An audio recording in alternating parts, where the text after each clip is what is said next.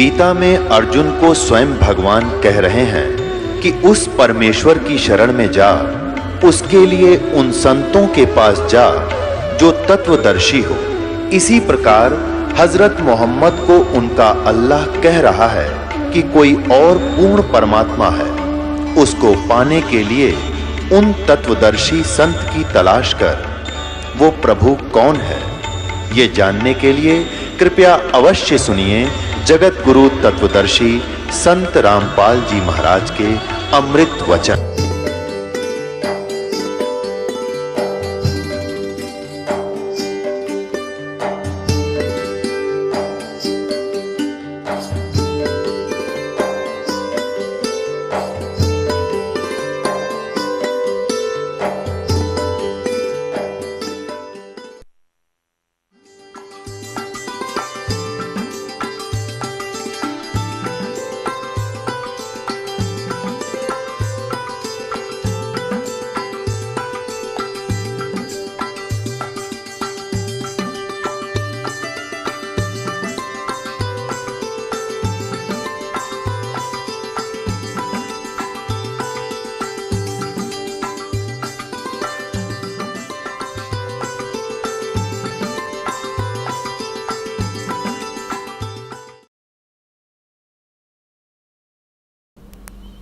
काटे बंधन विपत में, कठिन कियो संग्राम, चिन्नो रे नर प्राणिया, गरुड़ बड़ो के राम।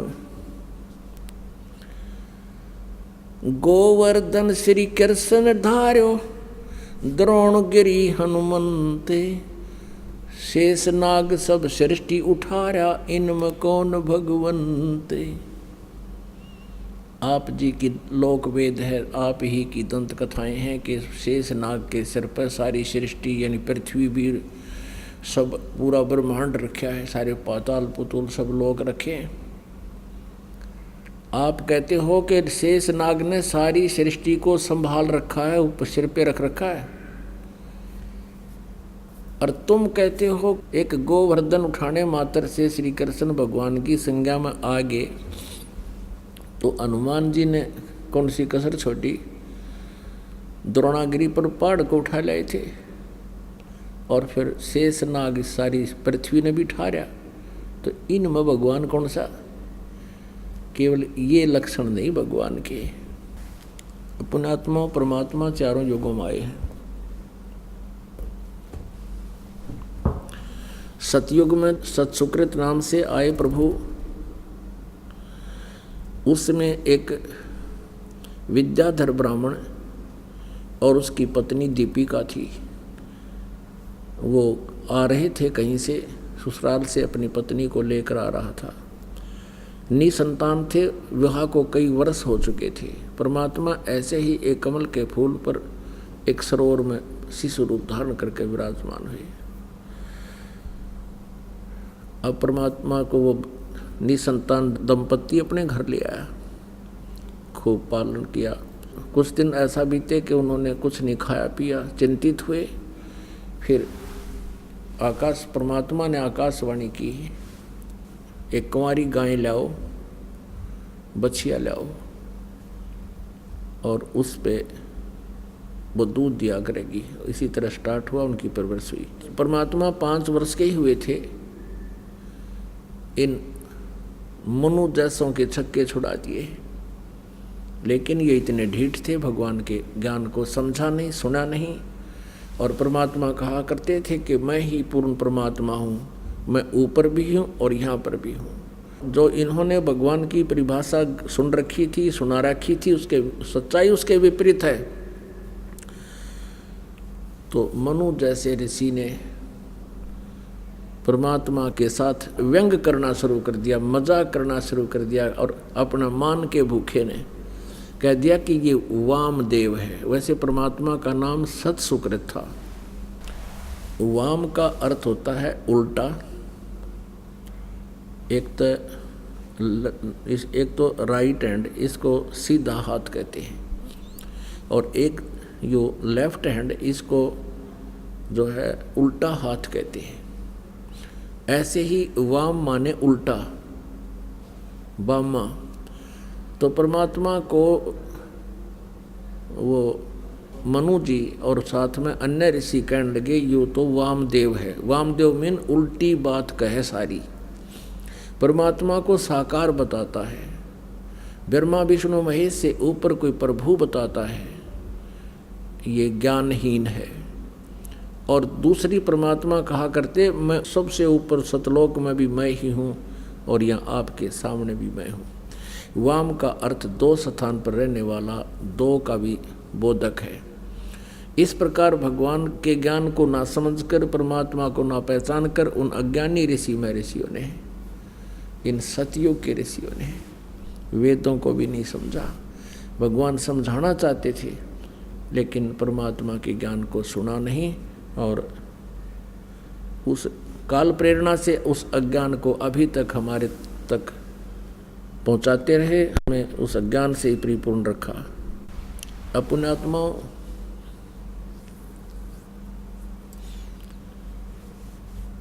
अब थोड़ा सा आपको और प्रकरण दिखाते हैं कि सत्य सुकृत नाम से परमात्मा आए और वो सतयुग के जो ब्राह्मण ऋषि थे वो बिल्कुल वेद ज्ञानहीन थे और परमात्मा कहा करते थे भगवान साकार है और मैं खुद मालिक आया हूँ।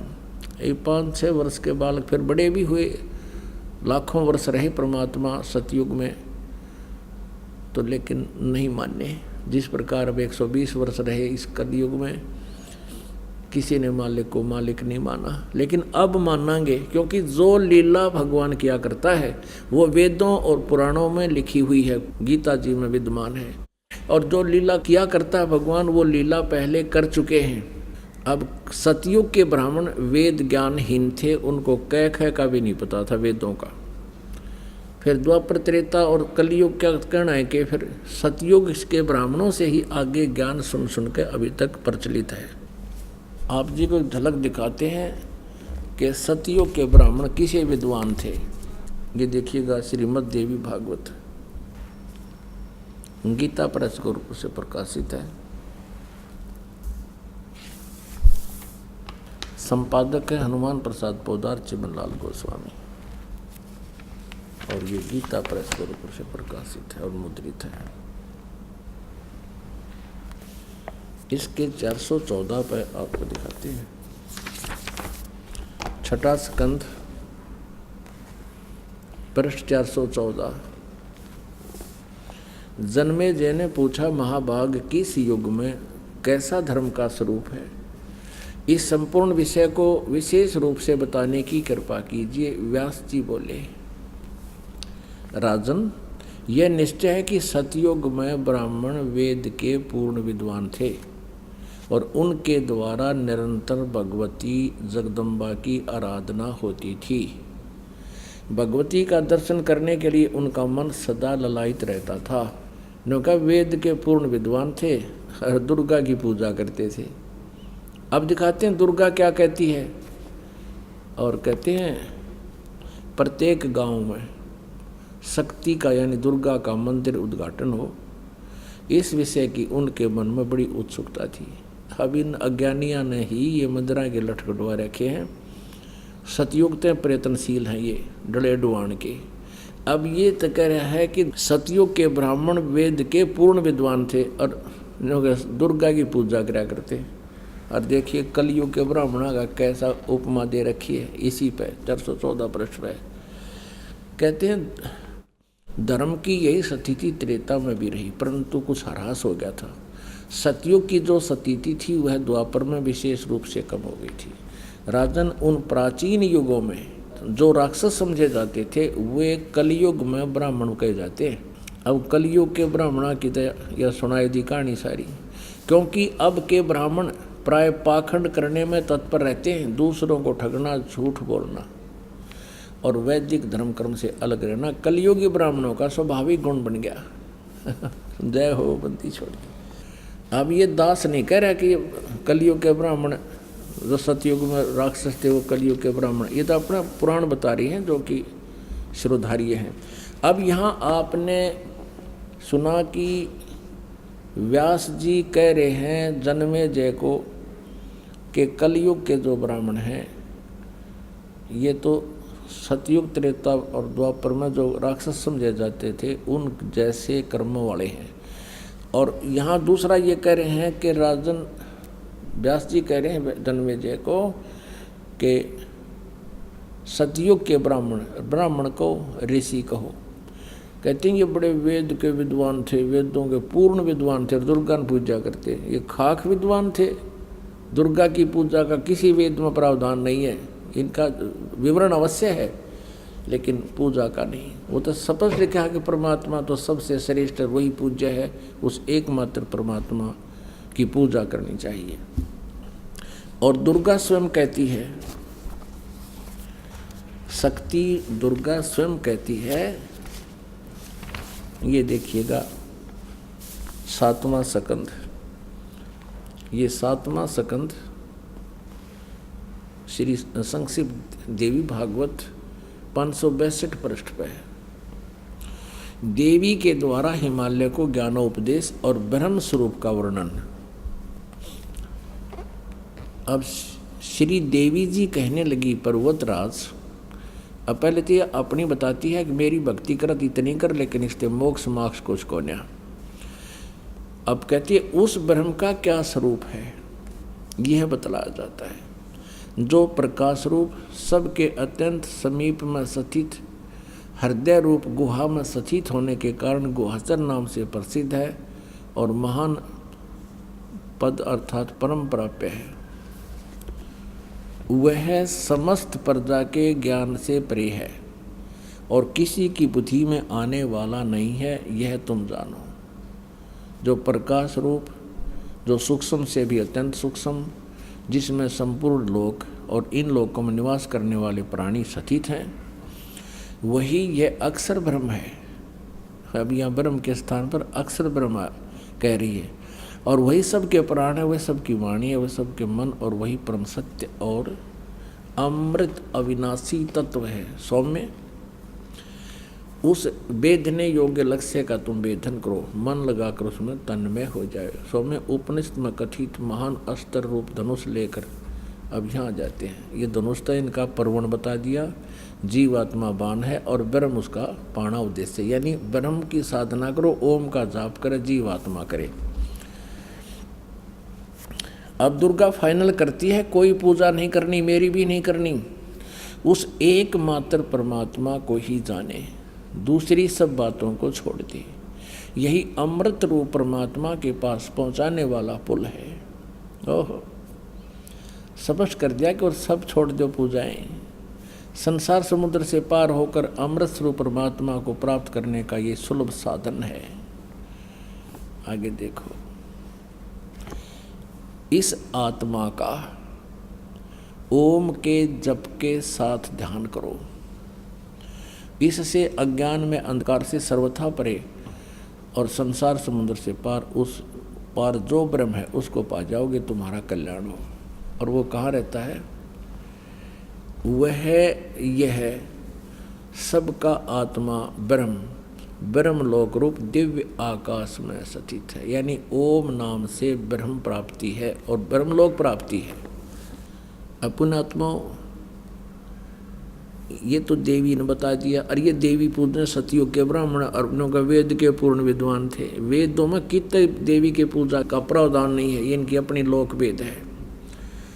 अब देवी कह रही है ब्रह्म की पूजा करो, उसका ओम नाम है, ब्रह्म लोक में चले जाओगे, नथिंग एल्स, और कुछ नहीं करना। तो क्या के विद्वान थे पुण्यात्माओं, अभी तक हमें भ्रमित कर रहे थे, ये स्वयं भी अपना जीवन नष्ट करके नरक के भागी होगी। अब ब्रह्म क्या कहता है?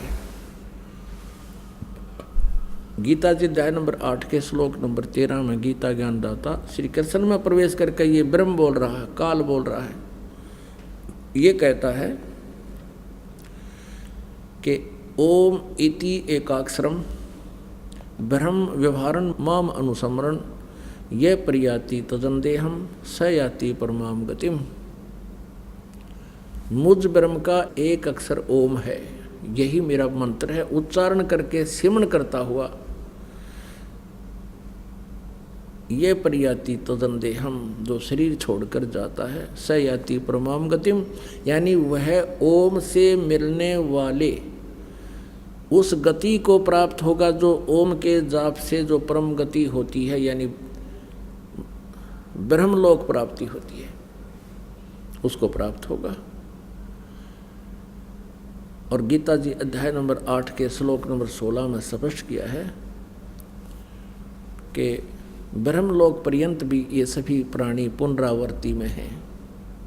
वहाँ गए प्राणी भी जन्म मृत्यु में आते हैं, पुनः अक्षीण होते ही फिर पृथ्वी लोक पर आते हैं। तो ये भी मोक्ष नहीं हुआ, परम कल्याण नहीं हुआ। गीता ज्ञानदाता ब्रह्म स्वयं कह रहा है चौथे अध्याय के 5वें और 9वें श्लोक में, दूसरे अध्याय के 12 श्लोक में गीता जी में कि अर्जुन तेरे और मेरे बहुत जन्म हो चुके, तू नहीं जानता मैं जानता हूँ। मेरे जन्म और कर्म अलौकिक हैं। इसलिए कहा कि अर्जुन 18वें अध्याय के 62वें श्लोक में तू सर्वभाव से उस परमेश्वर की शरण में जा जिसकी कृपा से तू परम शांति और सनातन परम धाम को प्राप्त होगा। उस परमात्मा के बारे में, तत्ब्रह्म के बारे में बहुत जगह प्रमाण दिए हैं। दूसरे अध्याय के 17वें श्लोक में गीता जी में कहा कि अविनाशी तो उसको जान जिसको मारने में कोई समर्थ नहीं है। और दूसरे अध्याय के 12वें श्लोक में स्वयं अपने आप को नाशवान बता रहे हैं। तो कोई और प्रभु है जो ब्रह्म बता रहा है कि उसकी पूजा करनी चाहिए, और उसका मंत्र जो है वो तत्वदर्शी संत बताएगा। चौथे अध्याय के 34वें श्लोक में कहा है कि मैं नहीं जानता। उस तत्वदर्शी संत की खोज कर, जो चौथे अध्याय के 32वें श्लोक में जिस सच्चिदानंद घन ब्रह्म की वाणी में विस्तार से कहे गई धार्मिक यज्ञ हैं, अनुष्ठान हैं, क्रियाएं हैं की जानकारी है, वो तत्व ज्ञान है। उसको किसी तत्वदर्शी संत के पास जाकर समझ, उनको दंडवत प्रणाम करने से, कपट छोड़कर प्रसन्न करने से वो तत्वदर्शी संत तुझे परमात्मा की जानकारी देंगे। फिर उस तत्वदर्शी संत की पहचान बताई है 15वें अध्याय के प्रथम मंत्र में कि उल्टे लटके हुए संसार रूपी इस वृक्ष के उल्टा लटका हुआ संसार रूपी वृक्ष है, ऊपर को जड़ है और नीचे को तीनों गुण रूपी शाखा है। गीता ज्ञानदाता ने केवल इतना बताया है। और साथ में ये कहा कि इसके सभी पार्ट को, सभी विभागों को, तना कौन है, जड़ कौन है, डार कौन है, शाखा कौन है, पत्ते क्या हैं, जो इन सभी को बता देगा स वेदवित, वो तत्वदर्शी संत है। परमेश्वर कबीर देव जी स्वयं आते हैं और ये तत्व ज्ञान स्वयं ही अपना बताते हैं, अपनी महिमा आप ही सुनाते हैं, अपने द्वारा रची हुई सृष्टि को स्वयं ही बताते हैं। क्या बताते हैं? अक्षर पुरुष एक पेड़ है, निरंजन वा की डार, और तीनों देवा शाखा है, ये पात रूप संसार। अब थोड़ा सा ये सृष्टि रूपी आपको दिखाते हैं संसार। देखिएगा, परमेश्वर ने गीता जी अध्याय नंबर 15 के श्लोक नंबर 1 में कहा है ऊर्ध्व मूलम अधः शाखम, ऊर्ध्व मूलम अधः शाखम अश्वत्थम प्राहु अव्यम। ये देखिएगा, ये श्रीमद् भगवत गीता जय दयाल गोविंद का इसके अनुवादक है। अथ पंथ 10 अध्याय, ये 15वां अध्याय, प्रथम श्लोक। ऊर्ध्व मूलम अधः शाखम अश्वत्थम प्राहु अव्यम छंदासी यस्य पर्णानि ये तम वेद स वेदवित। अनुवाद करता कर रहा है आदि पुरुष परमेश्वर मूल वाले, यानी आदि पुरुष परमेश्वर तो इसकी जड़ समझो भगवान पेड़ की, संसार रूपी वृक्ष की, और अधः शाखम ब्रह्मा रूप मुख्य शाखा वाले। ये गलत अनुवाद किया है। अधः माने नीचे होता, देखिएगा ये इन्हीं के द्वारा दूसरे श्लोक में 15वें अध्याय के में 2 बार अधः शब्द है, इसका यहाँ अनुवाद किया है। अधः माने नीचे, अधः माने नीचे, ये बिल्कुल सही कहा किया। और यहाँ ये विचलित हो गए, ब्रह्माना गड़ाएँ रखे हैं, इसने प्रजापति माना है। अब क्या है? ऊर्ध्व मूलम, ऊपर को तो जड़ वाला, नीचे को शाखा वाला, अधः शाखम, नीचे को शाखा वाला, और संसार रूपी पीपल के वृक्ष को अविनाशी कहते हैं, वेद जिसके पत्ते कहे गए। ये छंदासी, ये छंदासी का अर्थ वेद कर दिया ना। छंद माने विभाग, टुकड़े, उस संसार रूप वृक्ष को जो पुरुष, जो संत मूल सहित तत्व से जानता है, स वेदवित, वह वेद के तात्पर्य को जानने वाला, अर्थात वो तत्वदर्शी संत है। अब देखियो, भगवान आए थे तत्वदर्शी संत बन के। पुण्यात्माओं, गीता जी अध्याय नंबर 15 के श्लोक नंबर 1 में स्पष्ट कर दिया कि ऊर्ध्व मूलम अधः शाकम प्राहु अश्वत्थम अव्यम, और छंदासी यस्य पर्णानि ये तम वेद स वेदवित। अब क्या बताया है कि उस संसार रूपी वृक्ष के ऊपर न तो जड़ तो मूल मालिक है, कुल परमात्मा समझो, जिससे सारे ब्रह्मांडों को आहार मिलता है, वो सबका धारण पोषण करता है, वो परमात्मा तो समझो संसार रूपी वृक्ष की जड़ है। और नीचे को तीनों गुण, रजगुण ब्रह्मा, सतगुण विष्णु, तम गुण शिव जी रूपी शाखाएं हैं। और जो संत इनके सभी पार्ट्स को, सभी विभागों को बता देगा, तना कौन है, मूल कौन है, टार कौन है, और पत्ते कौन, शाखा कौन, सवेदवित, वो तत्वदर्शी संत है। परमेश्वर ने 600 वर्ष पहले बताया था। देखिएगा ये अब संसार रूपी वृक्ष का चित्र। ऊर्ध्व मूलम अधः शाखम, ऊपर को जड़ वाला, जड़ तो समझो पूर्ण परमात्मा परम अक्षर ब्रह्म है, और नीचे को शाखा वाला। परमात्मा ने कहा अक्षर पुरुष एक पेड़ है, ये समझो इतना। पृथ्वी से बाहर जो दिखाई देता है उसको पेड़ कहते हैं। ये अक्षर पुरुष तना है, ये तो अक्षर पुरुष है। जिसे गीता जी अध्याय नंबर 15 के श्लोक नंबर 16 और 17 में 3 पुरुष बताए हैं। एक अक्षर पुरुष, एक ये सर पुरुष यानी ज्योति निरंजन डार, और एक परम अक्षर ब्रह्म है, उत्तम पुरुषत्व अन्य, ये जड़ है, ये परम अक्षर ब्रह्म है, ये मूल मालिक है, पूर्ण परमात्मा आदि पुरुष परमेश्वर। तो इस संसार रूपी वृक्ष की जड़ समझो। तो क्या बताया परमात्मा ने कि अक्षर पुरुष एक पेड़ है, और ज्योति निरंजन वा की डार, इसको सर पुरुष भी कहते हैं, ब्रह्म भी कहते हैं, इसको काल भी कहते हैं। इसको डार समझो, सरपुरुष, सरब्रह्म अर्थात सरपुरुष, इसको काल ब्रह्म भी कहते हैं, इसको सर्वपुरुष भी कहते हैं। ये अक्षर पुरुष कहलाता है। और तीनों देवा शाखा है, वाई पात रूप संसार। परमेश्वर ने 15वें अध्याय को गीता जी को इस एक ही अपनी अमृत वाणी के एक ही लोकोक्ति में, एक ही दोहे में स्पष्ट कर दिया है। कबीर अक्षर पुरुष एक पेड़ है, निरंजन वा की डारे, तीनों देवा शाखा है, पाते रूप संसार। अब ये इतना बताया कि अक्षर पुरुष एक पेड़ है, निरंजन ये काल समझो, ये एक इसकी एक डार है, और इसके 3 पुत्र, ये 3 शाखाएं हैं, रजगुण ब्रह्मा, सतगुण विष्णु, तम गुण शिव जी, और आप जी यहाँ पर हैं, हम यहाँ पर हैं आगे। अब ध्यान करना, हम यहाँ पर हैं आगे। अपने आत्माओं, श्रीमद् भगवद गीता अध्याय नंबर 15 में ये स्पष्ट कर दिया कि ऊपर को जड़ वाला, नीचे को तीनों गुण रूपी शाखा वाला, ये उल्टा लटका हुआ एक संसार रूपी वृक्ष है। जड़ तो समझो परमअक्षर ब्रह्म है, ये पूर्ण परमात्मा है, और नीचे की तीनों गुण रूपी शाखा बता दी काल ने, और कुछ नहीं बताया। ऊपर न जड़ है, ऊर्ध्व मूलम, और नीचे को तीनों गुण रूपी शाखा है। ये देखिएगा, यही श्रीमद् भगवद गीता, फिर देखिएगा।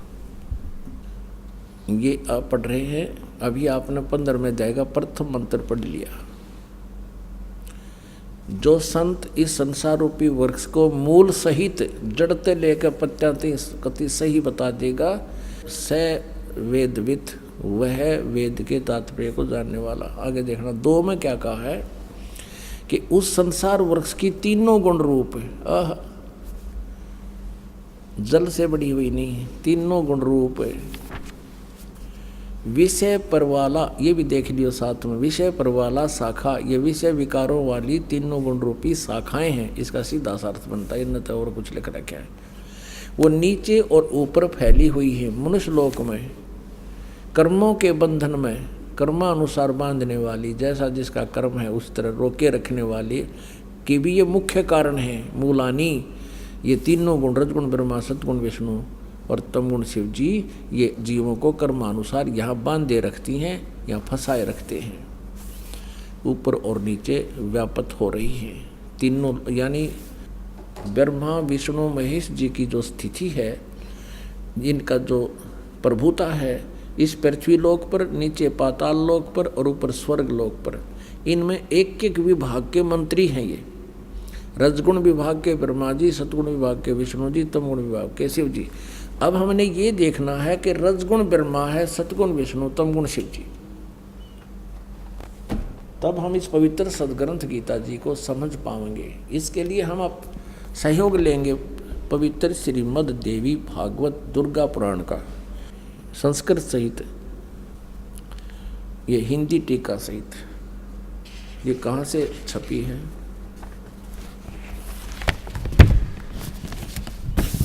अथ देवी भागवतम सभाष्टीकम सहमात्यम, खेमरा श्रीकृष्ण दास प्रकाशन, बम्बई से। हम आते हैं तीसरे स्कंद में। ये है अथ श्रीमद् देवी भागवते भाषा टीका युक्ते, तृतीय स्कंद है प्रारंभते। अब आज के यहाँ पर अब इसके 5वें अध्याय में 11 पृष्ठ पे तृतीय स्कंद अध्याय 5 के और 8वें मंत्र को पढ़ेंगे। 7वां यहाँ समाप्त हुआ, 8वां है ये स्टार्ट हुआ। भगवान शंकर कहते हैं, हे माता दुर्गा को, यदि हमारे ऊपर सदा आप दया युक्त हो तो हमको तमोगुण में, शंकर जी करे मुझे तमोगुण क्यों बना दिया, किस प्रकार प्रदान किया, ब्रह्मा रजोगुण और हरि सतगुण युक्त क्यों किए हैं। अब फिर अभी संस्कृत और देख लेंगे हम, क्योंकि देवनागरी लिपि है, आसानी तो समझ में आ जाएगी। यहाँ 7वां श्लोक समाप्त हुआ, 8वां प्रारंभ हुआ। यदि दया धर्मना न सदाम्बिके, यदि आप हमारे ऊपर दया युक्त हो तो हे अंबिके, हे माता, कथम अहम विहिता च, मैं क्यों उत्पन्न कर दिया, मैं क्यों बना दिया, क्यों उत्पन्न कर दिया तमोगुण, मैं तमोगुण क्यों उत्पन्न कर दिया। और कमल जय, कमल से उत्पन्न होने वाले ब्रह्मा जी को रजोगुण संभव, आपने रजोगुण क्यों बना दिया, क्यों उत्पन्न संभव उत्पन्न करना।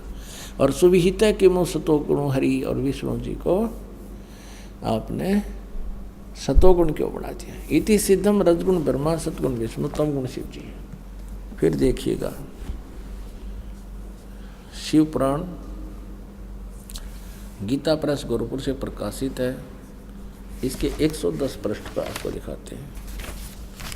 इसके संपादक हनुमान प्रसाद पोदार ओनली। इसमें स्पष्ट किया है कि ब्रह्मा विष्णु महेश में गुण हैं। ये है पृष्ठ 110, संक्षिप्त शिव पुराण 9वां अध्याय, रुद्र संहिता 9वां अध्याय। इस प्रकार ब्रह्मा विष्णु तथा रुद्र, इन 3 देवताओं में गुण हैं। रजगुण ब्रह्मा है, सतगुण विष्णु, तमगुण शिव जी। रुद्र यानी महेश भी कहते हैं इसको। और परंतु शिव, ये काल खुद शिव रूप में प्रकट हो जाता है, कभी ब्रह्मा रूप में हो जाता है, परंतु शिव गुणातीत माने गए। यानी काल जो है ब्रह्मा विष्णु महेश और शिव से अलग है। अभी भी आपको दिखाया था, अब फिर थोड़ा दिखाना पड़ेगा। वही प्रकरण है कि एक बार ब्रह्मा विष्णु महेश का आपस में झगड़ा हो गया और इस बात पर मैं तेरा बाप, विष्णु कहता मैं तेरे बाप, ब्रह्मा जी कहते मैं तेरा बाप। इनके बीच में स्तंभ खड़ा कर दिया। ये 24 पृष्ठ पर संक्षिप्त शिव पुराण में और विद्वेश्वर संहिता में। तो यहाँ इन दोनों का झगड़ा हुआ तो वो काल आ गया बीच में। फिर वो कहता है, ब्रह्मा और विष्णु ने पूछा, प्रभु सृष्टि आदि 5 कर्तव्यों के लक्षण क्या क्या हैं, यह हम दोनों को बताइए। भगवान शिव बोले, ये काल बोला, इनका बाप पिताजी। अब देखिएगा 26 पृष्ठ पे हम थोड़ा सा कंसेप्ट क्लियर करेंगे कि शंका ना रह जाए। 26 पृष्ठ पे नीचे आइएगा। यो काल बोला, पुत्रों तुम दोनों ने तपस्या करके प्रसन्न हुए मुझ परमेश्वर से सृष्टि और स्थिति नामक 2 कृत प्राप्त किए। और इसी प्रकार मेरी विभूति स्वरूप रुद्र और महेश ने, एक मैं नहीं है, ने दो अन्य उत्तमकृत संहार और तिरोभाव मुझसे प्राप्त किए। इससे सिद्ध हो गया कि ब्रह्मा विष्णु महेश से अलग है ये शिव पुराण बोलने वाला। तो ये सिद्ध हो गया कि रजगुण ब्रह्मा है, सतगुण विष्णु, तमगुण शिव जी। और बताते हैं, क्योंकि जब तक हम एक कंसेप्ट को क्लियर करके आगे नहीं चलेंगे तो आपका सत्संग सुनना या सुनना बराबर रहेगा। और एक बार इसको ढंग से सुन लोगे फिर सदा का सुख हो जाएगा। अब देखिए एक और बताते हैं देवी भागवत में, फिर 123 पृष्ठ पे। ये गीता प्रेस ग्रुप से प्रकाशित है और इसके अनुवादक कौन हैं? हनुमान प्रसाद पोदार, चिमनलाल गोस्वामी। ये गीता प्रेस गोरखपुर से प्रकाशित है। इसके 123 पृष्ठ पर देखिए, तीसरे सकंद में, तीसरा सकंद, तुम शुद्ध स्वरूपा हो। भगवान विष्णु कह रहे तुम शुद्ध स्वरूपा हो, ये सारा संसार तुम्हीं से उद्भासित हो रहा है। मैं ब्रह्मा और शंकर हम सभी तुम्हारी कृपा से विद्यमान हैं। हमारा आविर्भाव मन जन्म और तिरोभाव बिन मृत्यु हुआ करता है। केवल तुम ही नित हो, जगत जननी हो, प्रकृति और सनातनी देवी हो। सफेद साहब विष्णु जी स्वयं कह रहे हैं हमारा तो जन्म और मृत्यु होता है, हम अविनाशी नहीं हैं और तू हमारी माता है। शंकर भगवान बोले देवी, यदि महाभाग विष्णु तुम्ही से प्रकट हुए हैं तो उनके बाद उत्पन्न होने वाले ब्रह्मा भी तुम्हारे ही बालक हुए। फिर मैं तमोगुणी लीला करने वाला, शंकर क्या तुम्हारी संतान नहीं हुआ? अर्थात मुझे भी उत्पन्न करने वाली तुम ही हो शिवे। संपूर्ण संसार की सृष्टि करने में तुम बड़ी चतुर हो। इस संसार की सृष्टि, स्थिति और संहार में तुम्हारे गुण सदा समर्थ हैं। उन्हीं तीनों गुणों से उत्पन्न रजगुण ब्रह्मा, सतगुण विष्णु, तमगुण शंकर नियमानुसार कार्य में तत्पर रहते हैं। इन तीनों गुणों से उत्पन्न अपनात्माओं, इस पवित्र पुराण के इन चंद पंक्तियों ने, इस पवित्र देवी पुराण की चंद पंक्तियों ने ये चार कंसेप्ट क्लियर कर दिए। एक तो ब्रह्मा विष्णु महेश नासवान हैं, ये अजर व अमर नहीं है। दूसरा ये कर दिया कि दुर्गा इनकी माता है। तीसरा ये कर दिया कि ये रजगुण ब्रह्मा, सतगुण विष्णु, तमगुण शिव जी। और चौथा ये कर दिया कि केवल जैसा जिसका कर्म है उतना ही दे सकते, ये कोई परिवर्तन नहीं कर सकते। अब हमने इसको समझने के लिए गीता जी को सबसे पहले ये कंसेप्ट क्लियर होना चाहिए कि रजगुण ब्रह्मा है, सतगुण विष्णु, तमगुण शिव जी। तब ये, क्योंकि गीता जी चारों वेदों के संक्षिप्त वर्णन है इसमें और कोड वर्डों में है। इसको तत्वदर्शी संत बताओगा, ये गीता ज्ञानदाता स्वयं कह चुका है। अब देखिएगा मार्कंडेय पुराण में, मार्कंडेय पुराण सचित्र मोटा टाइप, गीता प्रेस गोरखपुर से प्रकाशित है। इसके 123 पृष्ठ पर देखिएगा, इस प्रकार स्वयंभू परमात्मा की तीन अवस्थाएं हैं। रजगुण प्रधान ब्रह्मा, तमोगुण प्रधान रुद्र, सत्व प्रधान विश्वपालक विष्णु है। और यही तीन देवता हैं और यही तीन गुण हैं। रजगुण ब्रह्मा, सतगुण विष्णु, तमगुण शिव जी, ये तीनों गुण भी कहलाते हैं। इति सिद्धम। पुण्यात्माओं, अब हम श्रीमद् देवी भागवत को बहुत आसानी से समझेंगे। देखिएगा, ये श्रीमद् देवी भागवत जयदयाल गोविंद का इसके अनुवादक हैं, गीता प्रेस गोरखपुर से प्रकाशित है। ये 15वें अध्याय का, हम 15वें अध्याय का प्रथम मंत्र हमने पढ़ लिया। और दूसरा ये है कि इस संसार की तीनों गुण रूप, रजगुण ब्रह्मा, सतगुण विष्णु, तमगुण शिव जी रूप, ये शाखाएं हैं। यहाँ देखिएगा, विषय परवाला शाखा, विषय परवाला शाखा, विषय भोग यानी विकारों वाली ये शाखाएं ऊपर और नीचे फैली हुई हैं। मनुष्य लोक में कर्मों के बंधन में कर्मानुसार बांधने वाले भी ये तीनों गुण ब्रह्मा विष्णु महेश बांधन की मुख्य कारण हैं, जड़ हैं। जो कारण बीमारी की जड़ ये हैं। और नीचे और ऊपर फैली हुई है, सभी लोकों में नहीं, केवल 3 लोकों में, ऊपर और नीचे। तीसरे में कहा है इस संसार वृक्ष का स्वरूप जैसा कहा है वैसा यहाँ विचार काल में नहीं पाया जाता। विचार काल माने गीता ज्ञानदाता कहता है इस संसार रूपी वृक्ष के बारे में मुझे जो जानकारी है वह पूर्ण नहीं है। तेरे मेरे इस विचार काल में गीता जी के डिस्कशन में मैं कंप्लीट नहीं बता पा रहा। इस संसार रूपी वृक्ष का स्वरूप अर्थात ब्रह्मांड की सृष्टि रचना के बारे में जैसा कहा है वैसा यहाँ विचार काल में यानी गीता जी के ज्ञान में नहीं पाया जाता, क्योंकि न तो इसका आदि है, मुझे इसका आदि और अंत का पता नहीं है, और न इसकी अच्छी तरह प्रकाशित तिथि है, क्योंकि मैं नहीं जानता। इसलिए इस सुविरुद्ध मूलम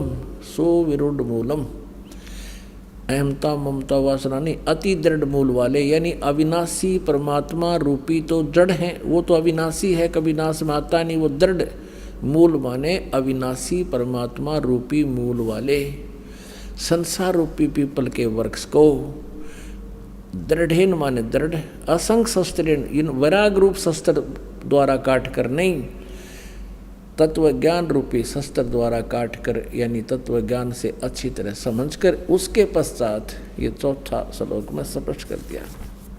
उसके पश्चात उस परम पद रूप परमेश्वर को भली भांति खोजना चाहिए, जिसमें गए हुए पुरुष यानी साधक फिर लौटकर संसार में कभी नहीं आते, और जिस परमेश्वर से इस पुरातन संसार वृक्ष की प्रवृत्ति विस्तार को प्राप्त हुई है, जिसने सारे ब्रह्मांडों की रचना की है जिस भगवान ने, और उसी आदि पुरुष नारायण के मैं शरण हूँ, इस प्रकार दृढ़ निश्चय करके उसी परमेश्वर का मनन और निधि ध्यान करना चाहिए। यानी पद माने पूजा कर, गीता ज्ञानदाता कहता उसी की पूजा करनी चाहिए, जहाँ जाने के बाद फिर लौटकर संसार में कभी नहीं आते। पुण्यात्माओं, प्रसंग चला था कि सतयुग के ब्राह्मणों ने कह का भी नहीं बेरा, और ये कलयुग के तो बताए रखे हैं, आपने पढ़ लिया, बार बार कहता भी शोभा ना देता। और सतयुग के ब्राह्मणों की ये स्थिति है कि वो दुर्गा की पूजा करते थे, वेद के पूर्ण विद्वान माने जाते थे। ओए होए, दुर्गा कहती है नहीं, मेरी पूजा भी छोड़ दो, ब्रह्म की साधना करो, उसका ओम नाम है, ब्रह्म लोक में रहता है, वहाँ चले जाओगे। और ब्रह्म कहता है कि नहीं, मैं भी नाशवान हूँ, मेरे भी जन्म मृत्यु होते हैं और तेरे भी जन्म मृत्यु होते हैं। 15वें अध्याय का 1 से लेकर 4 में स्पष्ट कर दिया कि तू तत्वदर्शी संत से ये ज्ञान प्राप्त करके और फिर उसके पश्चात परमेश्वर के उस परम पद की खोज करनी चाहिए, जहाँ जाने के बाद फिर कभी जन्म मृत्यु नहीं होती। अब देखो गीता जी अध्याय नंबर 4 का श्लोक नंबर 5 और 9 दिखाते हैं आपको। अध्याय नंबर 4 और ये श्लोक नंबर 5 यहाँ पर है। इसका अनुवाद यहाँ किया है। हे प्रणतम अर्जुन, मेरे और तेरे बहुत जन्म हो चुके हैं। हे प्रणतम अर्जुन, मेरे और तेरे बहुत से जन्म हो चुके हैं, उन सबको तू नहीं जानता, मैं जानता हूँ। अब 9 में ये चौथे जाएगा 9वां। हे अर्जुन, मेरे जन्म और कर्म दिव्य अर्थात अलौकिक हैं। अध्याय नंबर 2 का श्रीमद् भगवद गीता और 12 श्लोक है। न तो ऐसा ही है कि मैं किसी काल में नहीं था, अथवा तू नहीं था, अथवा ये राजा लोग नहीं थे, और न ऐसा ही है कि इससे आगे हम सब नहीं रहेंगे। स्पष्ट हो गया। ये गीता ज्ञानदाता कहता है कि हम पहले भी थे, ना सोचा पहले ना थे, आगे ना होंगे, आगे भी होंगे, जन्म मृत्यु हमारे होते रहेंगे। अब 17वें श्लोक में दूसरे अध्याय का 17वां श्लोक देखिएगा। इसमें कहा कि नाश रहित तो उसको जान, जिससे ये संपूर्ण जगत दृश्य वर्ग व्याप्त है, इस अविनाशी का विनाश करने में कोई भी समर्थ नहीं है। और 18वें अध्याय के 62वें श्लोक में इसीलिए कहा कि अर्जुन तो सर्वभाव से उस परमेश्वर की शरण में जा।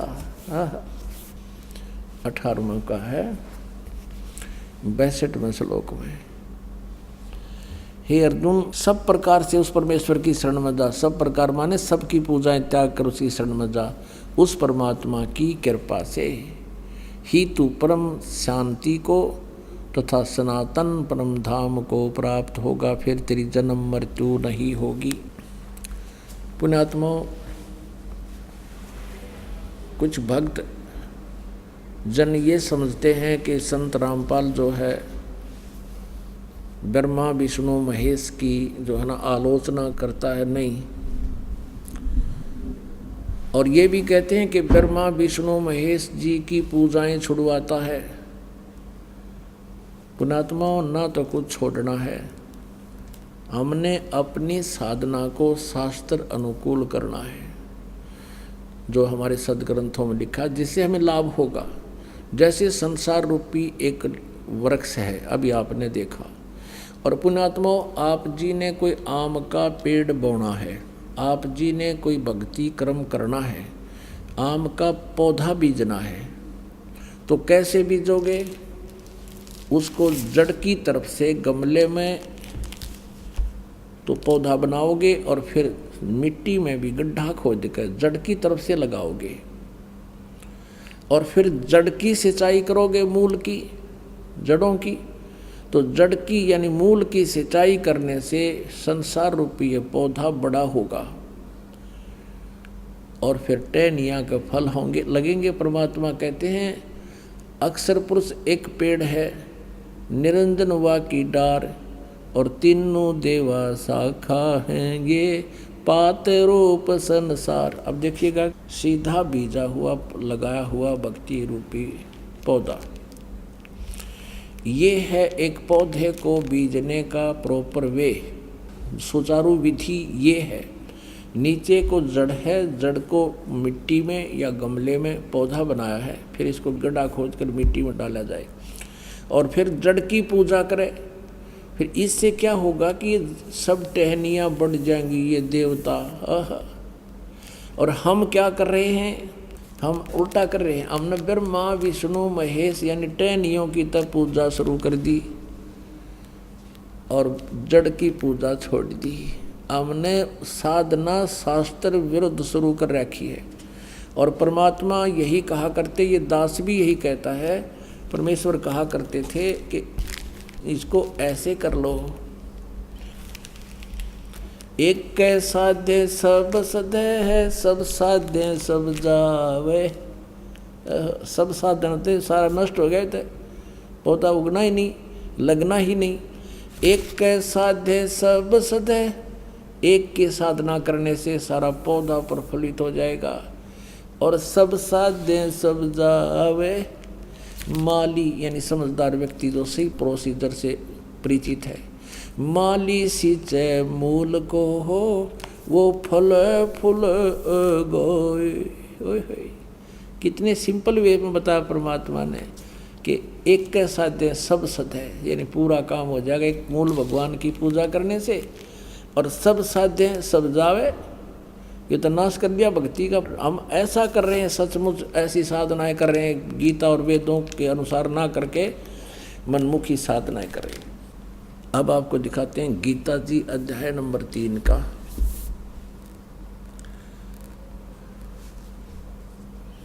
ये श्रीमद् भगवत गीता देखिएगा। श्रीमद् भगवत गीता जयदयाल गोविंद का इसके अनुवादक है। और यहाँ देखना मंत्र नंबर 10 से हम लेंगे अध्याय नंबर 3 का।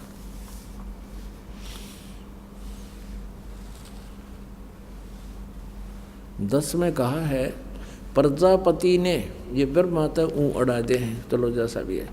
प्रजापति ब्रह्मा ने कल्प के आदि में यज्ञ सहित प्रजाओं को रचकर उनसे कहा कि तुम लोग इस यज्ञ के द्वारा, यज्ञ माने शास्त्र अनुकूल साधना के द्वारा वृद्धि को प्राप्त हो। और यह यज्ञ यदि शास्त्र अनुकूल साधना तुम लोगों को इच्छित भोग प्रदान करने वाला हो। अब 11वें में क्या कहा है? इस यज्ञ के द्वारा देवताओं को उन्नत करो। और वो देवता तुम लोगों को उन्नत करें। इस प्रकार निस्वार्थ भाव से एक दूसरे को उन्नत करते हुए तुम लोग परम कल्याण को प्राप्त हो जाओगे।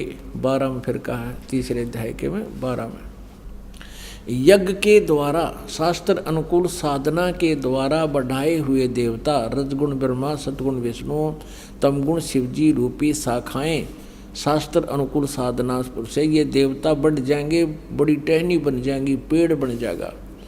यज्ञ के द्वारा बढ़ाए हुए देवता तुम लोगों को बिना मांगे ही इच्छित भोग निश्चय ही देते रहेंगे।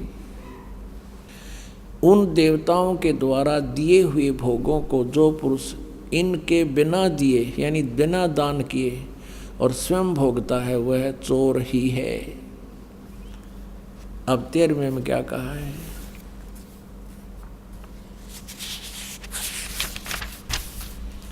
यज्ञ से बचे हुए अन्न को खाने वाले श्रेष्ठ पुरुष सब पापों से मुक्त हो जाते हैं। जो पापी लोग हैं अपना शरीर पोषण करने के लिए ही अन्न पकाते हैं, वे तो पाप को ही खाते हैं।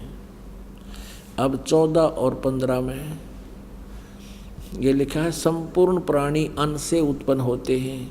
अन्न की उत्पत्ति वृष्टि से यानी वर्षा से होती है, वृष्टि यज्ञ से होती है, और यज्ञ विहित कर्मों से उत्पन्न होने वाले हैं।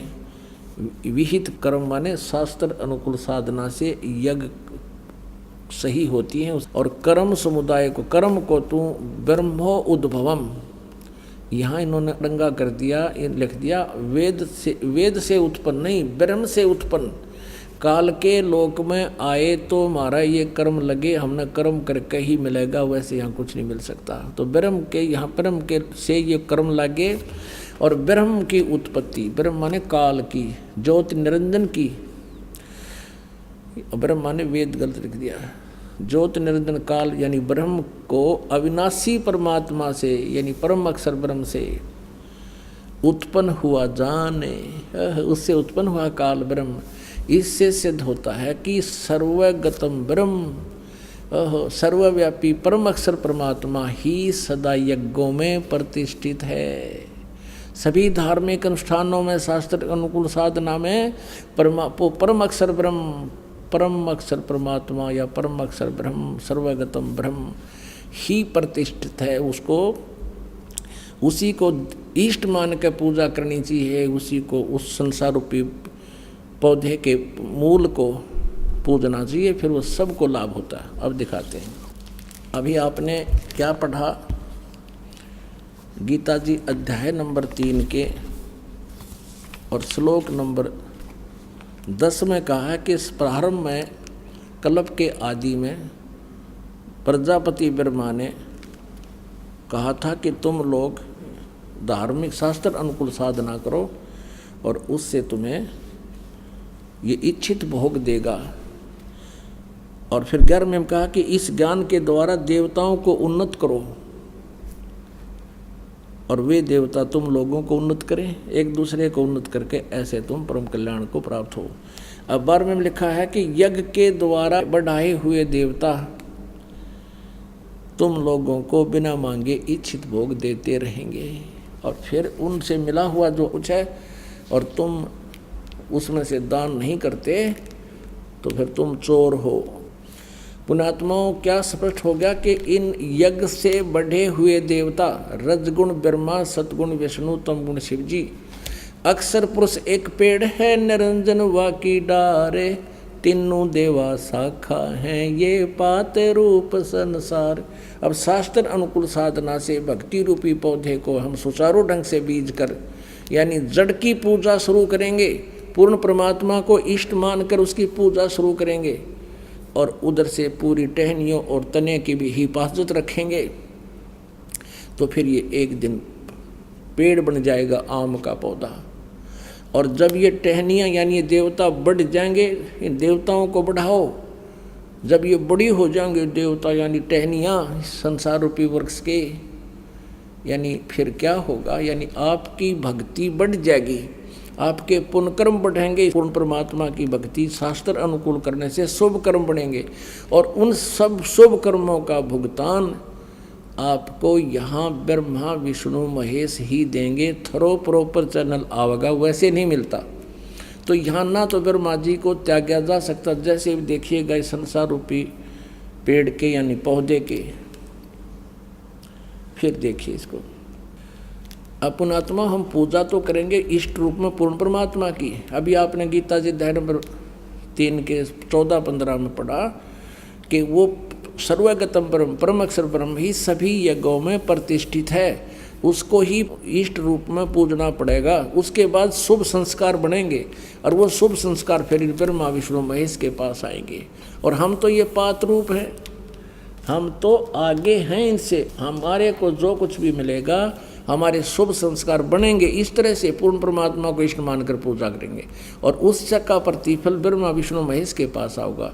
अब ये बड़े हो जाएंगी टहनियाँ, पूरा पेड़ बन जाएगा, तो ब्रह्मा विष्णु महेश रूपी इन शाखाओं के ये आम के फल लगेंगे, लद पद हो जाएंगे ये। और इस सुचारू साधना करने से ये टहनियाँ बिना मांगे फल दिया करेंगी। यानी शास्त्र अनुकूल साधना पूर्ण परमात्मा परम अक्षर ब्रह्म कबीर जी की इष्ट रूप में मानकर उसकी पूजा प्रारंभ करेंगे तो ब्रह्मा विष्णु महेश तीनों देवता रूपी शाखा हमें बिना मांगे फल देंगे, अपने आप देंगे। अब कोई यूँ कहे कि भाई संसार रूपी वृक्ष ये पौधा ला लिया और जड़ ने पूजा, क्या इन टहनियों को काट फेंकेंगे? फिर क्या यूज इसका? तो ब्रह्मा विष्णु महेश हमारे अभिन्न अंग हैं, लेकिन हम गलत साधना करने से सब यूजलेस कर दिया। ऐसे करने से ब्रह्मा विष्णु महेश की पूजा करने लगे, परम अक्षर ब्रह्म यानी मूल को छोड़ दिया। हमने अपनी भक्ति का नाश कर लिया। शास्त्र विधि त्याग कर मनमानी जो पूजा करते हैं, आचरण करते हैं, गीता जी अध्याय नंबर 16 के श्लोक नंबर 23 में कहा है, उनको कोई यूज नहीं, ना उनको सुख है, ना उनकी गति होती है, ना उनका कोई सिद्धि प्राप्त होती है, यूजलेस। तो अब हम ऐसे कर रहे हैं।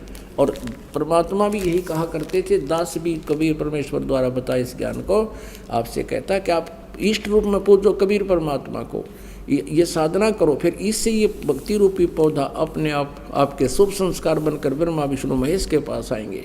ये बिना मांगे देंगे, आपको लद पद हो जाएंगे, यानी इतना आपको ये धन देंगे जो आपके संस्कार में सत साधना से होगा। अब फिर देखिए एक बार श्रीमद् देवी भागवत, जैसा कि आपको फिर सुनाता हूँ। अब गीता अध्याय नंबर 3 का फिर देखिए, ये आसानी से समझ में आएगा। मुझ दास का उद्देश्य है कि आपको ईसा रंग दो इन सदग्रंथों से, क्योंकि आज हम कंप्यूटर तो ही बना लिया मानव ने, और ये सदग्रंथ बहुत आसानी से समझने पड़ेंगे, समझ में आ जाएंगे। ये श्रीमद् भगवद गीता अध्याय नंबर 3 का श्लोक नंबर 10 फिर पढ़ दिए। प्रजापति ब्रह्मा ने कल्प की आदि में यज्ञ सहित प्रजाओं को रचकर कहा कि तुम लोग इस यज्ञ के द्वारा यानी शास्त्र अनुकूल साधना के द्वारा वृद्धि को प्राप्त हो, तुम्हारी उन्नति ऐसे होगी आध्यात्मिक, और यह यज्ञ तुम लोगों को इच्छित भोग प्रदान करने वाला हो। 11 में कहा है, इस यज्ञ के द्वारा देवताओं को उन्नत करो, यानी शास्त्र अनुकूल साधना करो। इन देवताओं ब्रह्मा विष्णु महेश के पास तुम्हारे शुभ संस्कार जाएंगे, फिर यही देंगे तुम्हें। वे देवता तुम लोगों को उन्नत करें। इस प्रकार निस्वार्थ भाव से एक दूसरे को उन्नत करते हुए तुम लोग परम कल्याण को प्राप्त हो जाओ। 12 में कहा फिर, यज्ञ के द्वारा बढ़ाए हुए देवता यानी शास्त्र अनुकूल साधना करने से ये पौधे की शाखाएं बढ़ जाएंगी, यानी बहुत बड़े पेड़ बन जाएगा। भक्ति रूपी आपका पौधा पेड़ बन जाएगा, यानी बहुत ज़्यादा धन आध्यात्मिक आपकी भक्ति हो जाएगी। फिर यज्ञ के द्वारा बढ़ाए हुए देवता ये तीनों गुण रूपी शाखा बढ़ जाएंगी, बड़ी हो जाएंगी, इनके पास हमारे शुभ संस्कार घने हो जाएंगे। तो ये बिना मांगे ही जैसे टहनियाँ लदपद हो जाती फलों से, इच्छित भोग निश्चय ही देते रहेंगे। और उनके द्वारा जैसे आप जी को भगवान ने कुछ दे रखा है धन, तो फिर आप दान नहीं करते, उसके बारे में कहा है कि उन देवताओं के द्वारा दिए हुए भोगों को जो पुरुष उनको बिना दिए यानी फिर से सत साधना नहीं करता है, दान नहीं करता है, वह तो चोर है। अब 13वें में फिर कहा है, यज्ञ से बचे हुए अन्न को खाने वाले जैसे यहाँ परमात्मा कबीर जी को इष्ट मान कर भोग लगाया जाता है और ये प्रसाद रखा जाता है, पहले परमात्मा का भोग निकालकर आप जी को सत्संग के बाद वितरित किया जाता है। वो यज्ञ से बचा हुआ अन्न परमात्मा से को भोग लगने के बाद बचे हुए अन्न को खाने वाले श्रेष्ठ पुरुष सब पापों से मुक्त हो जाते हैं। और जो पापी लोग शरीर पोषण करने के लिए ही अन्न पकाते हैं वह तो पाप को ही खाते हैं। जो दान धर्म नहीं करते कहते वो तो पाप खाते हैं। अब 14-15 में स्पष्ट कर दिया, संपूर्ण प्राणी अन्न से उत्पन्न होते हैं। अन्न की उत्पत्ति वर्षा से वृष्टि से होती है, वृष्टि वर्षा यज्ञ से होती है और यज्ञ विहित कर्मों से शास्त्र अनुकूल साधनों से ही सफल हुआ करते हैं यज्ञ। और कर्म लगे ब्रह्म से, यह इन्होंने गलत कर दिया। ब्रह्म से उत्पन्न हुए, काल के लोक में आए तो कर्म करने पड़े, सतलोक में तो हमने निष्कर्मीय सिद्धि प्राप्त है, वहाँ कोई काम नहीं करना पड़ता है। और ब्रह्म यहाँ वेद लिख दिया है। और ब्रह्म की उत्पत्ति हुई अक्षर पुरुष से, अविनाशी परमात्मा से, और वो अविनाशी परमात्मा ही उत्पन्न हुआ जान। और तस्मात् इससे सिद्ध होता है कि सर्वगतम ब्रह्म, वह सर्वव्यापी यानी कुल का मालिक परम अक्षर परमात्मा यानी परम अक्षर ब्रह्म ही सदा ही यज्ञों में प्रतिष्ठित है। वो इष्ट रूप में पूज्य है। इष्ट मान के उसकी साधना सत साधना होगी, शास्त्र अनुकूल होगी, उससे तुम्हें लाभ होगा। पुण्यात्माओं, ये सदग्रंथ हैं, इनके अंदर बहुत गूढ़ रहस्य और यथार्थ ज्ञान है। ये आज से नहीं, असंख्यों युगों से यही ज्ञान है। और ये सभी अनाड़ी जो ऋषि महर्षि नकली थे, इनको ज्ञान नहीं था, जिस कारण से आज तक हमारी दुर्गति हो रही है। आप करके देख लो ये साधना पुण्यात्माओं, सच्चे हृदय से 1-2 वर्ष करके देखो। लेकिन हम क्या करते हैं कि काल के दूत गणे एक परिवार में से एक नाम ले लेता, 4 विरोध करना शुरू कर देते हैं घर के घर में, और उसके नियम को भंग करवा देते हैं। काल नहीं चाहता कि इनको कोई लाभ हो जाए और परमात्मा की महिमा सबके समझ में आ जाए। और कुछ दिनों के बाद क्या होगा कि यदि आप दृढ़ता से लगे रहे, सीधा कर देगा परमात्मा घर वालों को भी और औरों को भी, साथ आपका कोई विरोधी नहीं रहेगा। एक दिन ऐसा ज्ञान आ जाएगा। तो ये ऐसे गड़बड़ करा देता है। और इस परमात्मा की साधना से आपको इतना सुख हो जाएगा, आप सोच भी नहीं सकते। भगवान इतना सुख देता है। एक अभी ताज़ा ही नाम लिया एक भक्त ने, MP का, ये थोड़ा सा बताता हूँ उदाहरण। ये भक्त है त्रिलोक दास बैरागी, ग्राम डिमर खेड़ा, जिला कटनी, मध्य प्रदेश का निवासी है। ये भक्त यहीं आया हुआ है आज। और एक बार आगे आ जा, थोड़ा सा दिखाते हैं। इसने क्या बताया है कि मैंने अभी नाम लिया था 2010 में, 27 यानी 1 साल हो गया लगभग इसको, 27/6/2010 में नाम लिया था इसने एक पत्र लिख के दिया है।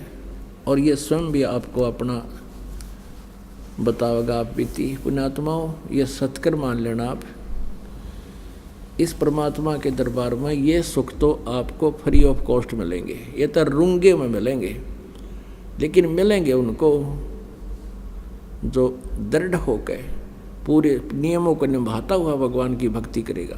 फिर देखना इसने क्या बताया है। मैं त्रिलोक दास बैरागी, गांव डिमर खेड़ा, जिला कटनी, मध्य प्रदेश का निवासी हूँ। मैंने दिनांक 27/6/2010 को नाम दान लिया था। जब मैंने नाम लिया था तब मुझे मालूम नहीं था कि नाम दान नहीं बल्कि अमृत ले रहा हूँ।